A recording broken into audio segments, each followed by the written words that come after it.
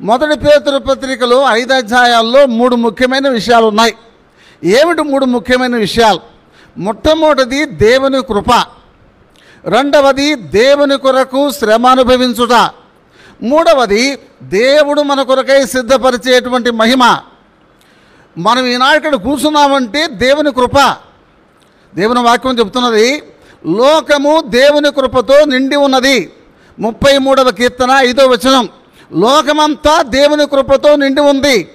నమ్మినా నమ్మకపోయినా వర్షం ఇస్తున్నాడు, నమ్మిన నమ్మకపోయినా ప్రాణం ఇచ్చాడు, ఊపిరిచ్చాడు, ఆహారం ఇస్తున్నాడు, వర్షం ఇస్తున్నాడు, ఋతువులు ఇచ్చాడు, పెంచుతున్నాడు, పోషిస్తున్నాడు. ఇదంతా దేవుని కృప. పిల్లారా, ఆ కృప మనల్ని ఏం చేసిందంటే రక్షించింది, దేవునిలోకి నడిపించింది, దేవునిలోకి తీసుకుని వచ్చి బలపరుస్తున్నది. ఆ కృప మనల్ని కాపాడుతుంది. అయితే ఆ కృపను పొందిన వారమై మనం ఏం చేయాలంటే దేవుని కొరకు శ్రమ అనుభవించాల. క్రైస్తవులుగా, దేవుని బిడ్డలుగా, రక్షించబడిన వాళ్ళగా దేవుని కొరకు శ్రమ అనుభవించాల. ఎవరైతే దేవుని కొరకు శ్రమ అనుభవిస్తారో వారందరికీ ఆయన మహిమను సిద్ధం చేస్తున్నాడు.